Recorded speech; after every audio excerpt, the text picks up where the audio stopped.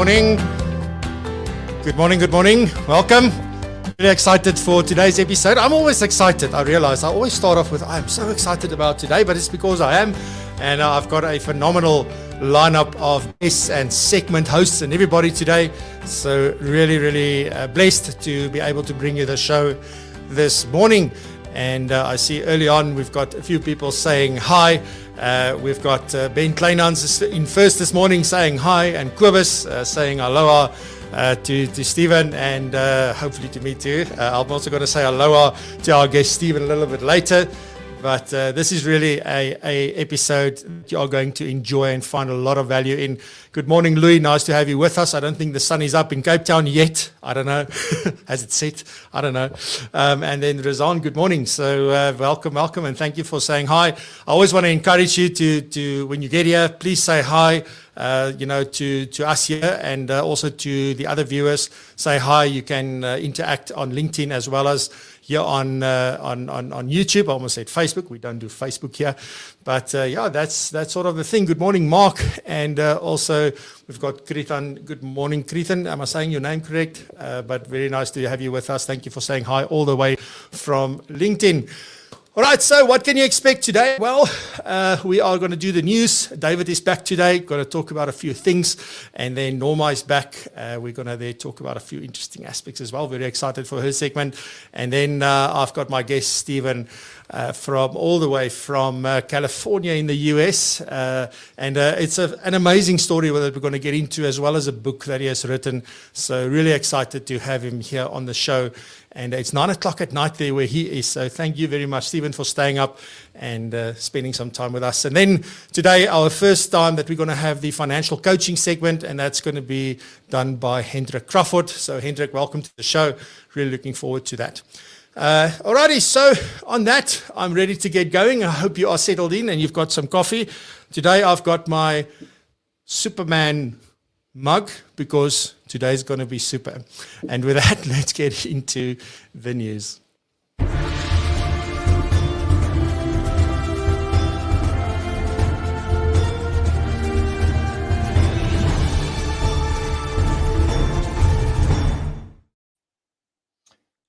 Good morning, everyone, on this fine Friday morning. So back with the news from FPI. And to start off with, we've got a bit of news from SARS for the filing season for the year ending 2021.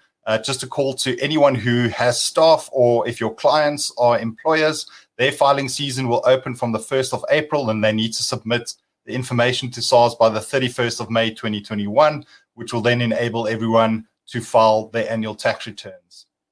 Then, very interesting, I've got two press releases from the Financial Sector Conduct Authority. And I say interesting because I see more and more of these coming out. The Supervision and Enforcement Division there is very busy finding people who are doing the wrong things. And this week, the FSCA has issued two press releases, one against JP Markets. They've successfully applied for a liquidation order and a protection order together with the Asset Forfeiture Unit and the National Prosecuting Authority for about $258 million in the bank accounts. And what they found is, after intensive forensic investigation, that JP Markets was unlawfully conducting an unregistered over-the-counter derivative trading business. So they transacted as a principal instead of an intermediary, which they were licensed at. So again, one of the updates in the General Code of Conduct was you cannot do a business which you're not licensed for, and we see some action being taken there. The Financial Sector Conduct Authority has also warned the public to act with caution with dealing with the Sapati Group. They suspect them of conducting unauthorized financial services businesses and breaching various laws.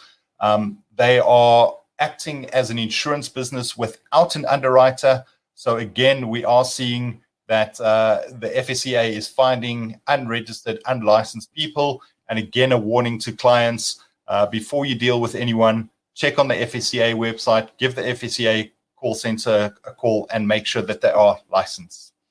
Then in international news, we're going to start off with the Financial Planning Standards Board, which is a standing setting body for the global financial planning profession and the owner of the International Certified Financial Planner Certification Program outside of the United States.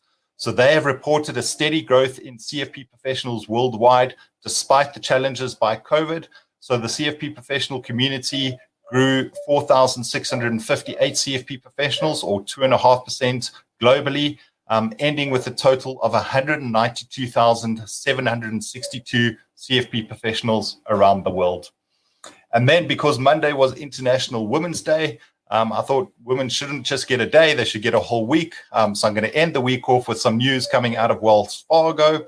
As reported on businesswire.com, women's contributions to their families are growing, according to a new Wells Fargo study released on the 8th of March, International Women's Day. And just a snippet out of that study that is applicable to financial advisors. I think the whole study is, but this one just caught my eye. So despite the increased barriers cited by younger women, most are open and eager to learn and grow. Nearly half of the millennial and XG women reported needing financial advice now more than ever. In fact, 3/4 believe it would be valuable to talk through their financial concerns with a financial advisor, views shared by older generations. And I think this fits nicely into the coaching segment that's going to come up later in the show, because millennial and Gen X women don't just want a conversation about the numbers. They want to talk about more than that. So 78% of them said they want to talk about work, 71% about family, and 60% about wealth. A sentiment not as highly ranked amongst the older generations, but we are finding the younger generations and clients wanting to talk more about the numbers. And that's where the financial coaching segment is going to work nicely into that. So Francois, thank you again, and back to you in the studio. Awesome. Thank you very much, David. Again, well done. I really enjoyed these news segments because they are punchy. It is the highlight. I don't have to read through all those FSCA notifications that are coming through and all of that. So thank you very much. I think it's extremely valuable for everybody. And do you have any figures on how the CFP numbers, what's happened to that in South Africa over the last year, or when will we know that? Yeah, so over the last year, it's kept steady. So we ended up on a steady number in 2020, which is good. And yes, the recertification for your membership is open right now, and we're happy where it's progressing at the moment. But just to call out to any members who have not yet done the renewal, to please do so on the 31st by the 31st of March, because we do have some exciting things coming. We're actually moving systems and we're improving the whole user experience. So we are encouraging people to renew as early as possible. So thanks for that shout out too. Awesome. Yeah, I just wanted to ask, I saw Lelani shared a post yesterday about the new system, and that, there's going to be a period of time where there's going to be an interim system almost, and then it'll be launched. So really excited for that. I think it's long overdue. So really excited to see what comes from that. So thank you, David. Welcome. Thank you, Ron. Cool stuff. Have a fantastic weekend. Alrighty, good. Then the next one, we're on to Norma for some personal development.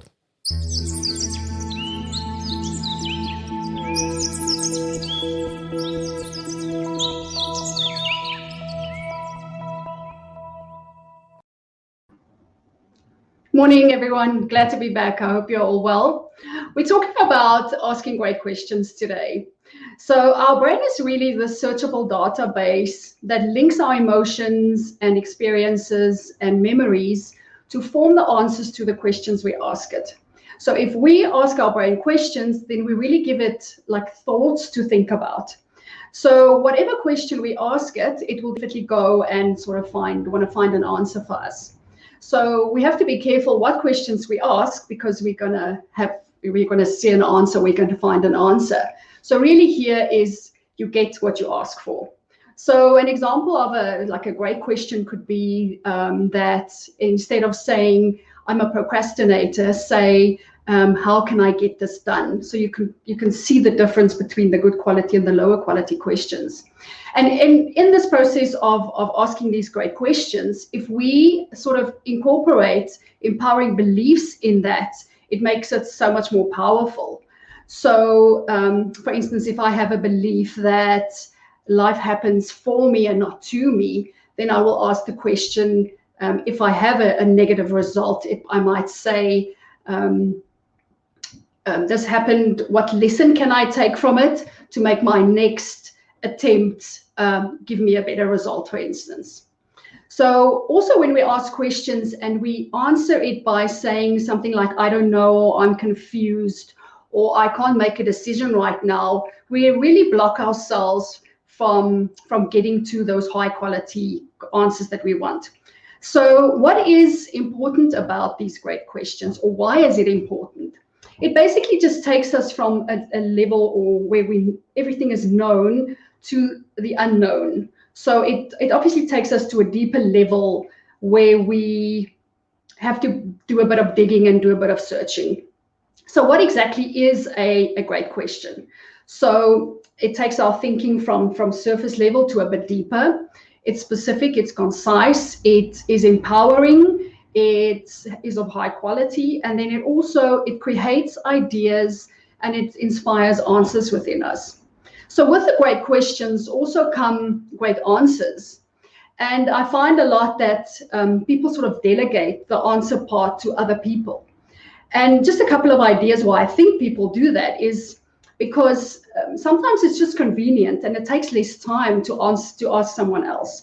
We sometimes think someone else will give us a better answer. We maybe don't trust ourselves. We maybe don't have the confidence to do it, or maybe we feel that if we fail, then we have someone to blame for it. But I think it's quite important that we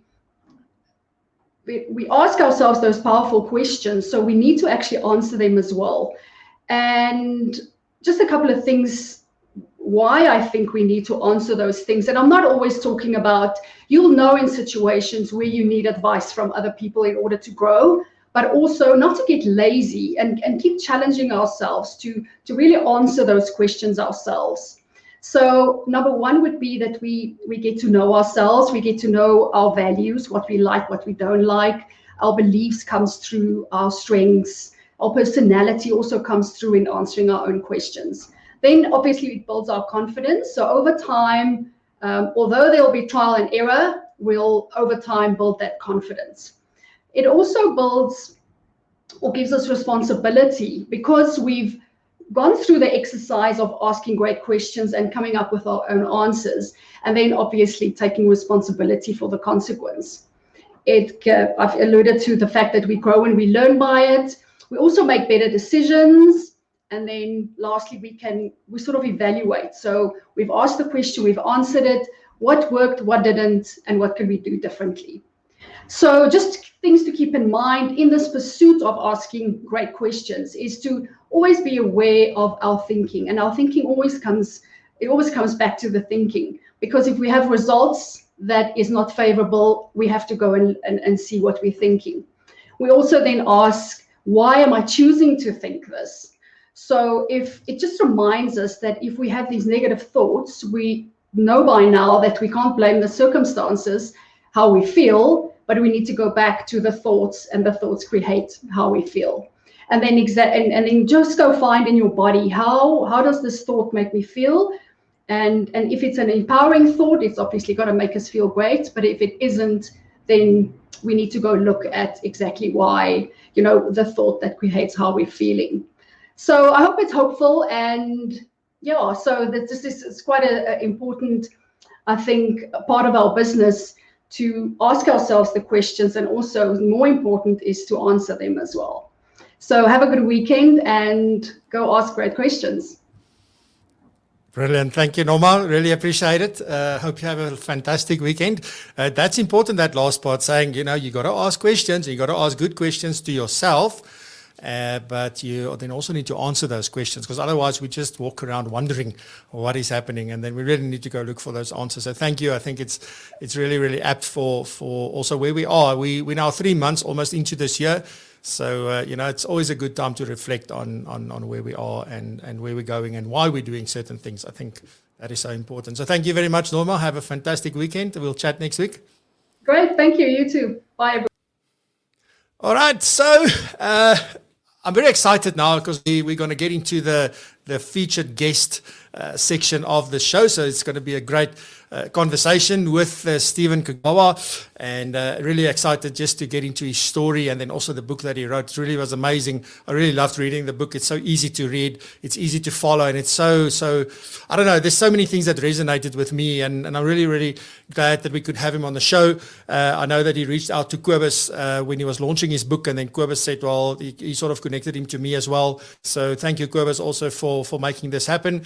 And that's important. That's what community is about. It's about, let's connect one another and let's get great information in front of us. And that's really what this show is doing. And also, very excited, just before I bring Stephen on, also that I want to announce is that the special launch event that is taking place on Thursday, the 18th, that is next week Thursday at 7 p.m. South African time. The link is down below in the description for both the LinkedIn and the YouTube stream, so you can find it there. There's no cost, it's completely free. It's just that you need to register to attend the event. It's going to be a live streamed event, and we are going to be launching Propulsion Pro, which is a first for South Africa. It is something that is really going to take things to the next level. It's going to help us raise the bar, as I've always been saying this year, for yourself, your business, and the financial planning profession in general. And we will have a global impact with what we do. So really excited for that and to have you a part of that. So come and listen and see. We've got great guests that's part of the launch as well. So come and hear what we're up to and what's going to happen and what's going to be launched. And you can also go to propulsion.co.za/launch. And it's just name, surname, email address, just to get registered. And you will then receive an email with the link to the launch event. So that's it. Really excited about that one. So please join us. And also, we are going to record it, but obviously live is always better. So don't miss out on the fun. We're going to have a lot of fun and have a lot of things that we are going to share. So please diarize that and join us. Go and register right now while you're busy watching. It's easy to do that. And with that, I'm going to just quickly introduce Stephen before I bring him on. So Stephen is committed to helping financial advisors. I love this. Love the work they do. Because often we start off in this business, we want to make an impact, we want to make a difference, we want to help people, and then sort of the establishment forces us in a different direction. And Stephen is bringing back this love, and I'm going to get into that with him. And I guess I would assume, I haven't asked him yet, but that may be a big part of why he wrote this book, but I will ask him that question. He's also the founder and the CEO of the Pacific Bridge Companies, which is a comprehensive wealth management organization that is focused on global financial navigation, which is an awesome term, as well as helping ethnic communities from Asia in the United States. But with that, let's get into the interview with Stephen.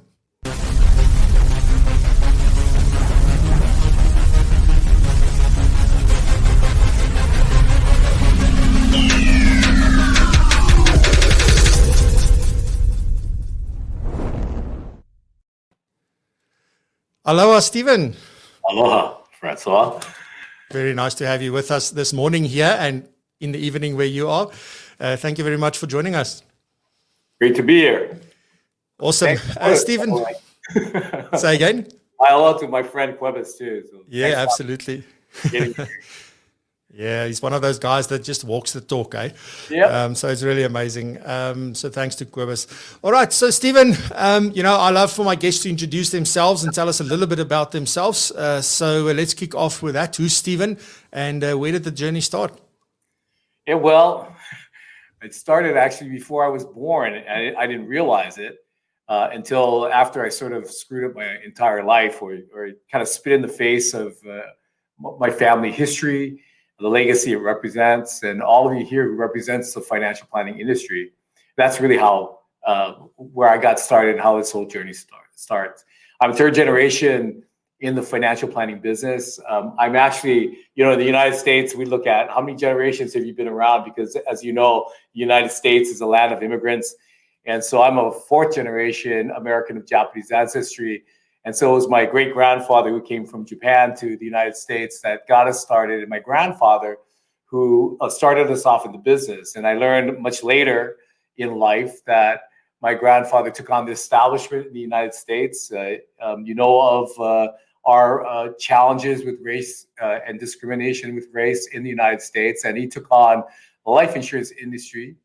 And that's how we got started. And he abolished, together with the founder of Bank of America, the racial discriminatory underwriting practices of the time back in 1933.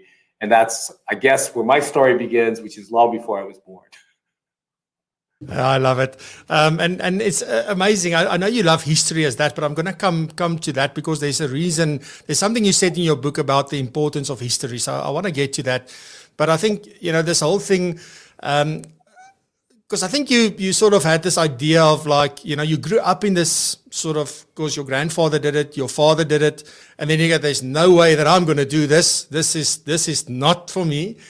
And then you went on I don't know, you term it sometimes as a date, but I don't know, is it a date or is it a real date or whatever it was, but that's the thing that changed your life. So tell me a little bit about that date that you went on that sort of caused you to be like 35 years ago, right? Well, it was longer than that. I wish it was only 35 years ago. I'm an old man already. But I tell you that the story is, just as you put it, I didn't want to be in this business. I was third generation in this business, but that didn't mean that I wanted to be a part of this business. In fact, I read about my family being in the business in the papers. My family never brought it home. Even though there were agents and advisors in our family for generations, I just thought they were aunts and uncles to me. And until I read about it, I didn't know. And when I heard about it, I was shocked and dismayed that my family was involved in life insurance. And I thought, I don't want to be one of those guys that are selling life insurance or investment products and try to do the deal. And that's really how it got started.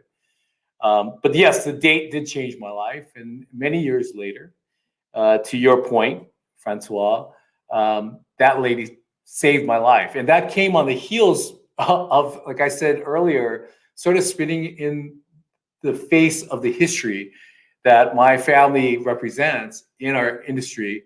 That's really quite an elegant one. And I fell out of college. I dropped out of college. And on the heels of that, I was sent over to the insurance company that my family partnered with. And I went around doing an internship. And the date was along the way from department head to department head. They had to hear me talk about how I was never going to be in this industry. I would not stay in this industry. And this young lady invited me to her home. And I thought, Francois, I thought it was a date. I really did. And so I was so anxious and excited when I drove up to her house, and she greeted me with the two kids, young children. And that's sort of how it all got started. So what happened in that date, Stephen? So what was the thing that changed your mind about this career path? So here I am, thinking I'm going to have the night of my life. And of course, I didn't know about the children and whatnot. That was a little surprise, but I love children. So we played and we had dinner. We tucked them into bed. And she said, I didn't invite you here, to play with my children and tuck them into bed. So I thought, this is the moment. And she said, I actually wanted you to come over to my house so I could tell you a story. And I looked towards my left, and I saw a shrine, basically, of this handsome man, this hulk of a gentleman. And obviously her husband, as she got started, she said, Stephen, my husband and I owned a business in the garment district. And one day, a couple of guys came to our store, went to my husband, and asked him for money in return for protection. And my husband, being a proud and, tough man, refused. And so they shot him dead. Now imagine, I just played with these kids. I just had the time of my life with them. This wonderful woman that I'm talking to. And all these things are racing through my mind, and I guess tears started to come down my face as I was thinking about what a horrible situation. And she said, no, Stephen, that's not the story. The story is, a couple months before that time, a couple of insurance guys knocked on our door and tried to sell us life insurance. And she said, after all was said and done there, it was discussed, I turned to my husband, I said, you're not actually thinking of buying that life insurance now, are you? And And she said, we have a great family. We're in great health. Our business is doing well. We have a house. Why would we want to spend our money on something that we have to die to benefit from when all is going well? We got many better things to do with our money than that. And so, every night we started to argue about it. The husband said, saying, I think there might be some value in doing this. And she said every night for 2 weeks it went on until one day it went silent and she thought the discussion was over.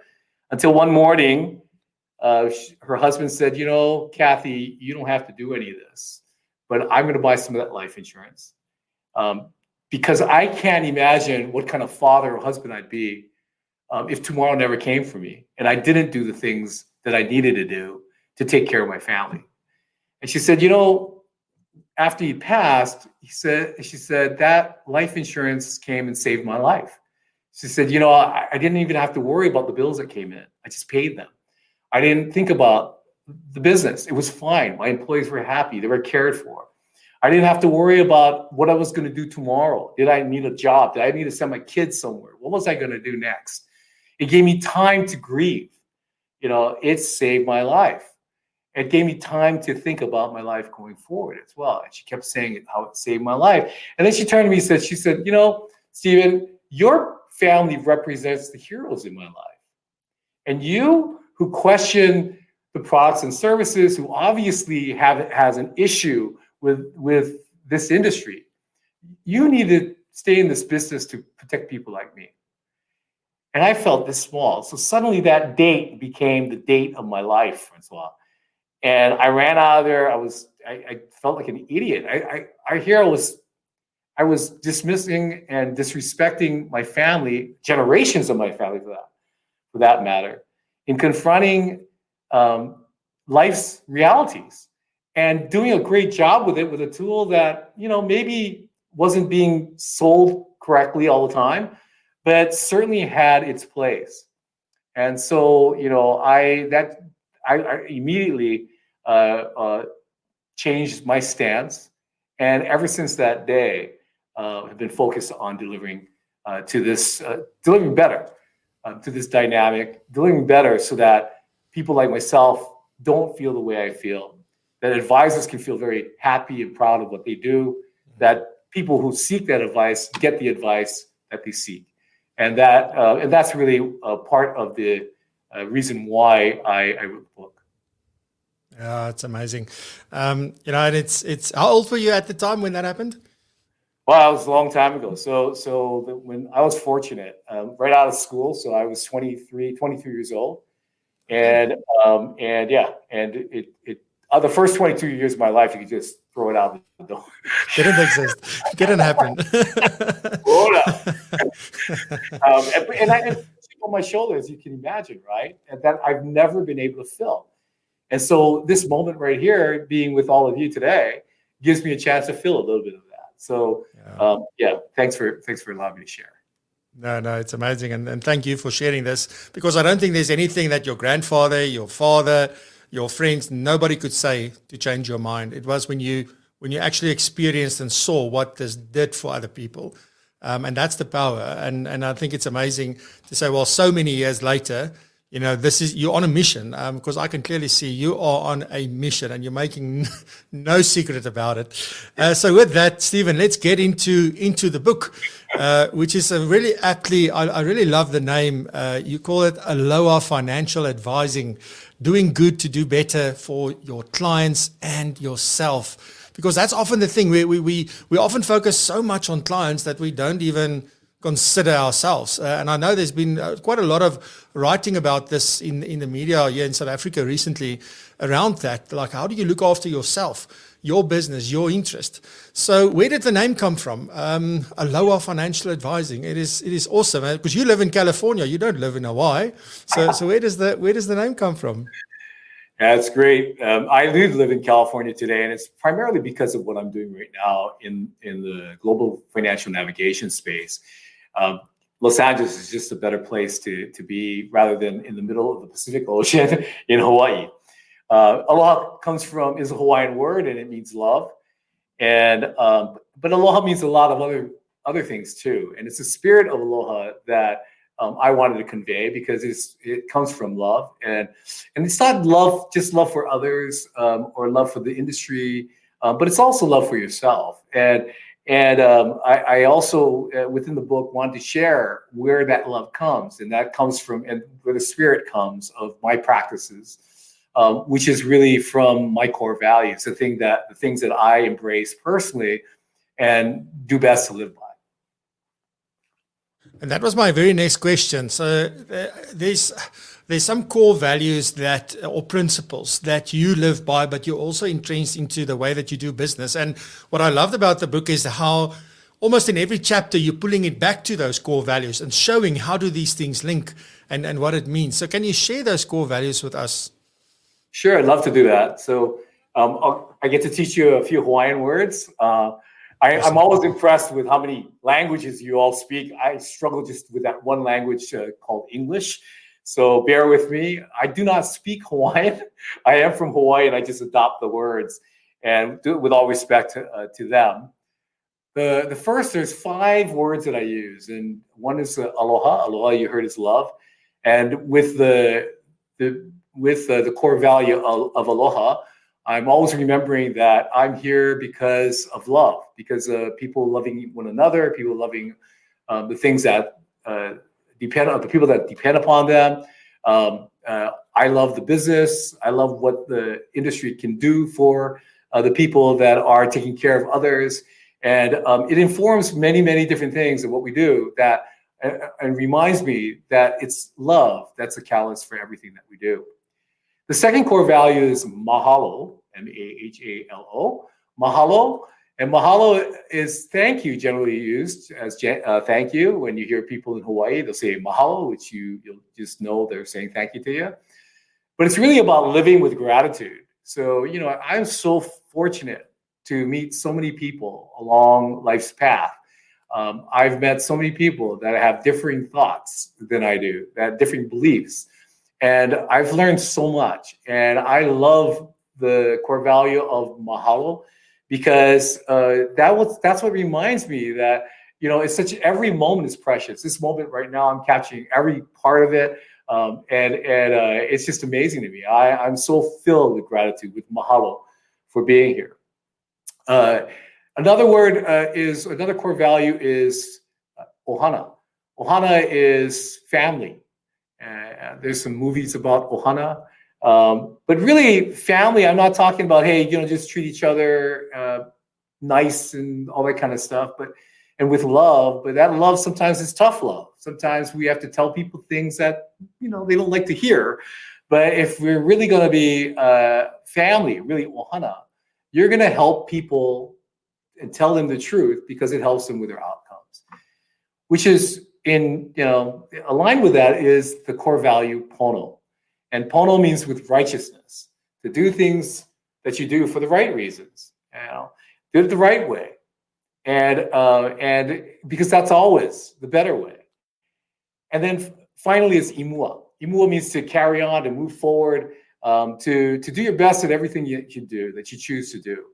And it helps us be better as advisors, better as people, better in every way. And so these 5 core values that are really my personal values, that really changed the trajectory of my business when I embedded them into my business. And I have a number of companies.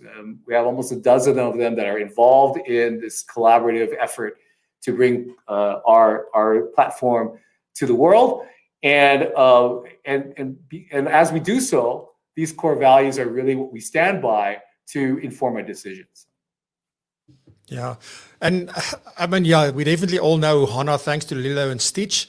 Yes. And we even, like, my daughter was going to go over to America to go and au pair there last year before the whole lockdown and everything happened. We actually bought her a little Lilo and Stitch, like a little keychain to say, oh, this is Ohana, don't forget. So that was awesome. They were crazy about that movie when they were smaller. Stephen, yeah, so awesome. I want to ask you that, there's a lot of things that you said early on that would resonate with everybody watching this. And if you're watching the recording as well, thank you very much for doing that. A lot of people watch the recordings of the show or listen to the podcast. And something that I'm wondering, because because there's so many similarities, it seems worldwide. I want to ask you this question: if the system or the establishment or the business model of how life assurance and investments and all of those things work, is it set up to reward good behavior, or is it set up, as we stand here today, to reward bad behavior? What is your view on that? Yeah, I throw that out there, and I know that I'm sure that some people are not very pleased with what I have to say about it, but I think it really is the truth. We come into this business as financial advisors for a lot of reasons, and one of the primary reasons is to help others. And so, of course, we get recruited in, and we're sold that promise, and we get in, and of course, the first thing they need to do is help us learn how to sell their stuff, right? And it makes sense. It makes perfect sense, right? They're not recruiting you to come on board to their company to distribute somebody else's products and services. They're seeking the sales of their products and services and the profit that comes along with that. But what happens is, along the way, we start to get really good at it. And those of us that survive, I don't know what the numbers are in South Africa, but in the United States, our attrition rate of financial advisors that venture into the business is 86% in the first 3 years. So after 3 years, only 14% of those who get started remain. And those are the ones that have successfully learned how to survive and how to sell. And we're rewarded. And as we're incentivized, right, we hone our skills and become even better at selling certain products and services. And that's whether or not it's really the priority item that should be in our clients' portfolios. And so how do we stop this madness is really what I'm after, right? Because that's really also how we've earned, in part, I believe, the reputation that we have as salespeople rather than advisors, trusted advisors that we really are, right? And that we really want to be for those that are seeking our advice and counsel. Yeah. My follow-up question to that is it then possible for any advisor to, even though this is the big system in which we all work, to build your own system that will ensure that you reward good behavior? Is it even possible to do something like that? Yes, and I think it starts with your core values, right? If you live to your core values, if those core values are being fulfilled, that's going to bring you happiness already. And I would say that if I was really examining my core values in the early years of my development, when I was really becoming a great salesman, I would have caught myself and called myself out, and I did along the way. It just wasn't as regular as I like to think. I look at it today, and because I really didn't have a form of criticism except for the initial start, which is I didn't want to come in this business. Right? Why didn't I want to come to this? You don't really figure that out, even though it's right in your face, right? And then you're taught it, and then you're incentivized by it. So I think it's really, but there are definitely ways to get around that, and that's what the book is about, right? How do we do that? How have I changed the way I approach my consultations? How do I do what's my consultative process like today? What is my discovery like today? What is my fact finding like today?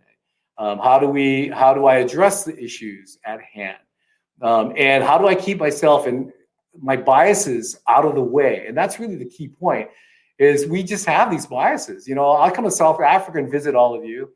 I know I'm going to look through my true blue American eyes. Okay, no, I'm not blue eyes, but I'm going to look for my American, and I'm going to judge. And I don't even mean to. It just automatically, I'm going to compare the things that you do with the things that I do, and we do that naturally, and it just compounds. Yeah, it's interesting, and again, it sounds like, we could have this conversation here in South Africa at a coffee shop, or at a conference, it would be like, there's so many similarities, and I think this is the one thing that we're starting to realize. And specifically thanks to all the lockdowns and the pandemic and all these things, because we've started collaborating. I have met people this last 12 months that have changed my life. They've changed the trajectory of my business. They have changed like a lot of things that we did. And it would never have happened if we didn't start collaborating. And I know you're also huge on collaboration. I think there's a paragraph in the book where you say that, you can do it alone. Absolutely. But you personally prefer collaboration. Yes, and in a large way. And we just listened to Norma, and we're going to hear some financial coaches and whatnot. And, these people are so much smarter than me in so many ways. I just know that I can't be all things to all people, and I want to be. And people need me to be as much as the financial world and represent that as I can. So how can I do that? If I got to memorize everything, if I got to know everything, if I got to know all the differences between the products and whatnot, there's millions of products out there, and there's millions of ways we can shape and reshape that product, right? Or those products. And so these are, key things that we've got to do along the way. Yeah, I love it. Then just very quickly, I want to touch on, from your perspective, what are clients expecting from financial advisors today? You've been in this business and you've seen things change, sometimes sometimes not for the better, and luckily sometimes we do. I think we've progressed a long way. It doesn't matter where in the world you are. If you look at how things were done 30 years ago versus how it's done today, there's been a lot of progress made. But from your perspective and seeing, dealing with clients in the way that you do, what do you see clients are expecting from financial advisors? Yeah, so I think that on one hand, we still have that stigma that we're still fighting off, and that is that we're going to sell them something. I think a lot of times how a person looks at you is dependent upon how you're referred in to the situation. I think that what I'd like to hope that people are expecting out of us is a focus on them, is not talking about what we do necessarily and how we do it to ad nauseum and all the products and services and all the things that we've got behind us. But we're listening to what's important to them about what happens in life. What is life fulfilled to them as it relates to how they build their wealth and why they build their wealth, why they preserve it, and who they pass it on to, when they pass it on to the people that they do, and when they do so. And so I think all those things are things that people should be expecting advisors to worry about before trying to get into product sales and returns and those kinds of things. Although, of course, today, because of this expectation of information, you got to have that readily available. So I'm not discounting all of the importance of the reports and information that comes in behind strategies. But how do you know which strategy you're gonna call on, and which strategy is the proper one to call on, if in fact you don't know what their situation really is, and more importantly, how they see life fulfilled, because that is uniquely theirs. And so until we know that, I think that we're not doing our jobs, and we can't really go, and we shouldn't be going and throwing all our stuff at them. And if we do that and we align that better, then we end up helping everybody, and that's really the coolest part of the whole thing, is that there is a symbiotic relationship between doing good and doing well. And the more I'm focused on them and the more I can get that feeling conveyed, Norma was actually sharing that, it's not just about how you ask the questions, it would ask you, answering the question as well, and sort of shaping it to ensure that it is of that person that's in front of them and relevant to them.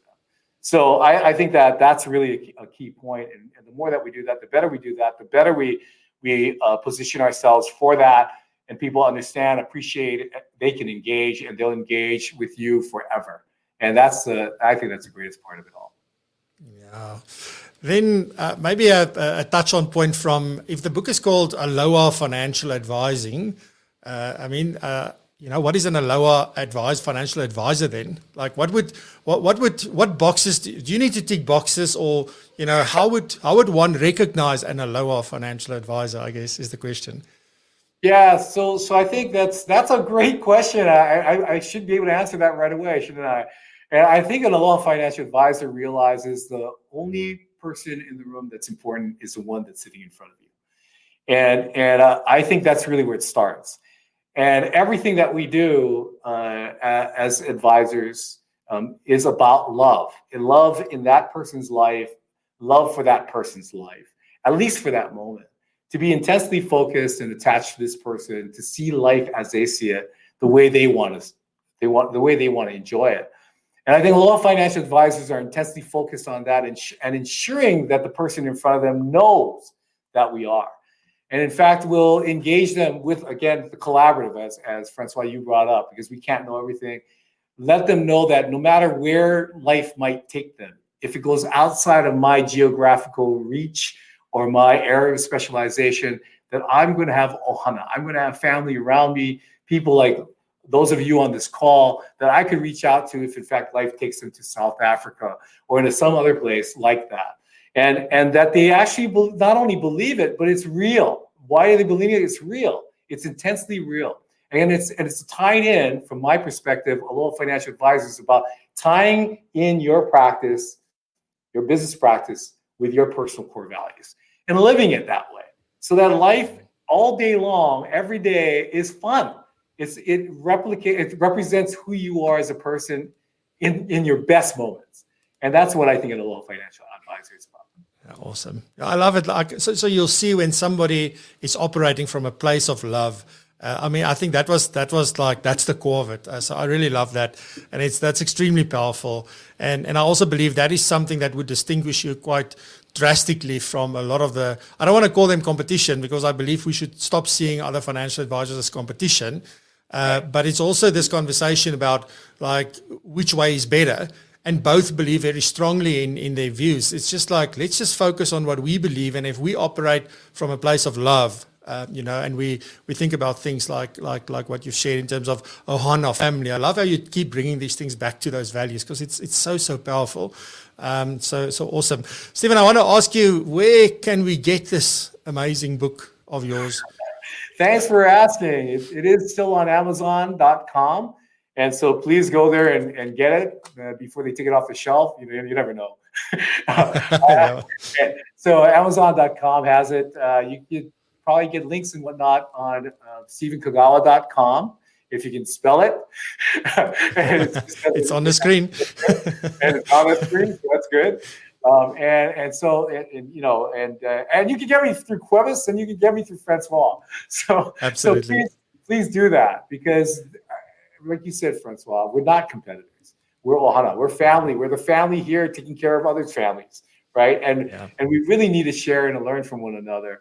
We're better. I'm better because I know Cuevas, and I'm now better because I know you, Francois. And I'm really excited to get to know you even better, and to be a part of to get you as part of my journey as well. So. Yeah, absolutely. No, the feeling is mutual there. Thank you very much, Stephen.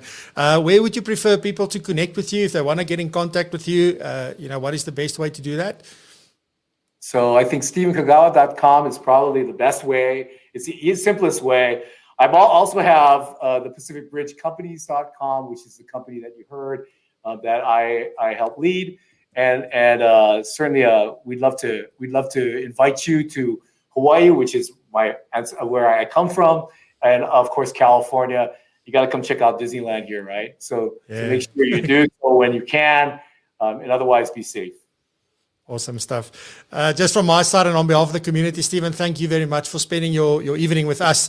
Thank you to your entire team that's been managing this behind the scenes. I think it's amazing to see how you surrounded yourself with an awesome team of people as well. I think that's also part of the success, a secret of the success as well. So it's really been amazing dealing with your team. So thank you very much, and I look forward to chatting to you again soon. I'll definitely reach out to you. Thank you. Keep doing the good work, Francois. We will. Thank you so much. All right, so that was Stephen, and now for the first time here on Propulsion Live, doing the financial coaching segment, we have Hendrik Crawford. He's been a guest on the show before, but today he is looking at financial coaching, and here we go.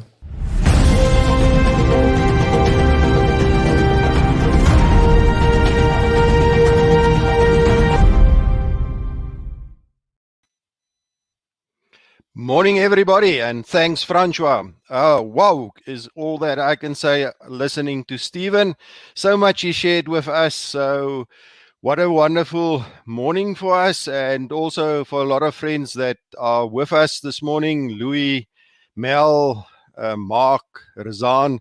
So yeah, over the next few sessions, which I'll come in, I want to talk about sustainable financial planning, because so much these days I talked about sustainable, so why not sustainable financial planning? So what do I mean by sustainable financial planning? I think it's important just to perhaps ask a few questions for ourselves around that. And I think firstly, to kick off, in my mind, it is to say, how do we help our clients achieve their goals and stay with their financial plans and goals that they wrote down to live the life they want with the resources they've got available now and in the future? So by saying that, if we say sustainable financial planning is all about our clients' agenda and what they want to achieve now, live a life now and in the future, then it's important for us to reflect for a moment and just say, isn't our professionalism sometimes standing in our own way? Stephen talked about our own biases. Is it not so important for us to make our own judgments above what is really important for our clients? Because that, if we pressure our plans on our clients, then the client is already not buying into our financial plans. So if we give our clients the option to bring the agenda to us, we work with our clients' financial lives, and we first understand them and where they come from, then it's so much easier for us, because then we are just the guide for our client, the talking partner, the thinking partner, so that we can guide our clients towards enjoying the life now with the resources they've got, but also making provision for those dreams in the future so that they do not run out of money. So I think that's what I see as sustainable financial planning. So how do coaching then comes into this equation? I think we as financial advisors, we design with our clients, then using our clients' agenda and what is important for our clients, exploring that, we then design that financial plan for our clients. They go out of our offices, and then there's a few things that can happen. Firstly, markets can move, and that's something that can affect our clients. The second part is, which is most probably more probable, is life can happen. So some or other transition in a client's life happens, which will influence that perfect plan we just did for our clients. So as a financial coach, it's important firstly to understand those dreams that our clients have. And then secondly, it's important how our client is going to react on that financial plan if life happens. So how is our client going to react on those events? And that is their internal behavior, their personality, things that happened in their past. Their own biases will influence how they will react on that financial plan.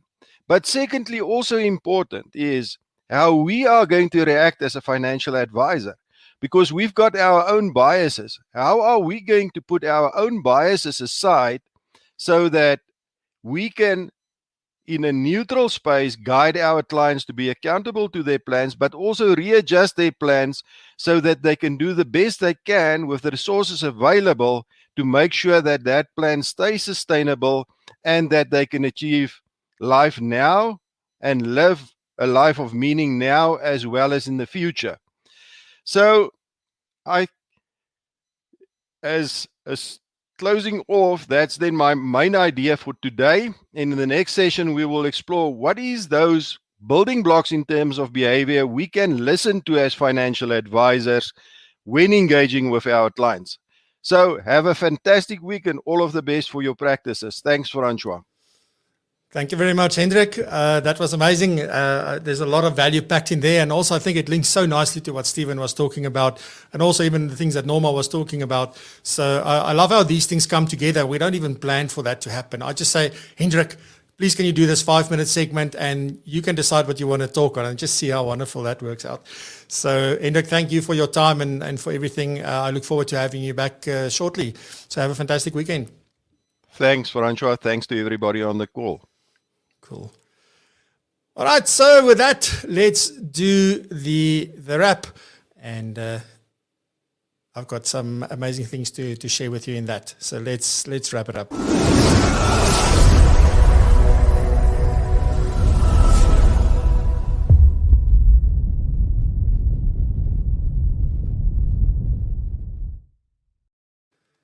All right, so it was a jam-packed session today. First, we had David from the FBI doing the news for us, and I think what stood out for me was some of the things that he was sharing around the fact that the CFP, the number of people certified as certified financial planners has grown by 2.5% globally. In South Africa, he said that it stayed relatively the same. And just a reminder for those of you that are FBI members that you renew your membership before the end of March. And to make sure there's lots of benefits coming from the FBI. So look out for that. Then we had Norma talking about the questions we should be asking ourselves, and very importantly, answering those questions, which is really, I think, a very powerful tool to help us reflect on where we are, why we ended up where we are, even to challenge why we believe certain things, which is also things that Stephen then referred to in our guest interview, where we talked about his story, his journey, and then also his new book, Aloha, Financial Advising. And what really stood out for me from that conversation was quite a number of things. I wish I had more time to speak to him longer, but it was really the core values and those 5 Hawaiian words that he shared, which was mahalo, it was also uhana, it was ponu, I hope I'm saying pono, I hope I'm saying that correctly, imua, and then also, what was the other one? I think uhana. Did I say uhana? And aloha. So those are the core values that he shared with us. And again, I would really encourage you to go and get that book.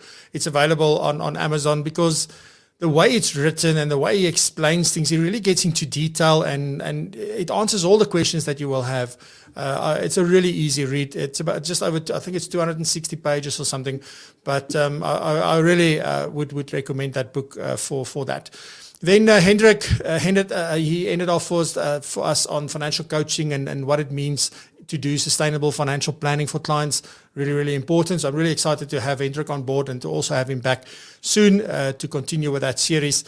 So thank you very much, Hendrik, there.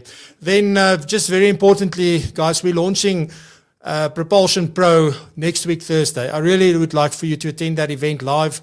It's really amazing. It's a first for South Africa that we're going to launch. It's also off the back of this show. It's off the back of all the people that I met over the last year. A lot of people came together and we really put a fantastic offering together and something that's really going to help take our profession forward, and which is important, which is what Propulsion is all about. So please go and check that out. It's at propulsion.co.za/launch, and that is to register for free just to attend this event. And it's going to be a live stream on Thursday evening at 7 p.m. on the 18th of March. All right, with that, I hope you have a fantastic weekend. Stay safe, stay sound, and I'll see you back next week. Hopefully same time, same place, with some more great guests and more great segments. And just thank you for your support. I deeply appreciate it. And I'll chat to you soon. Bye-bye.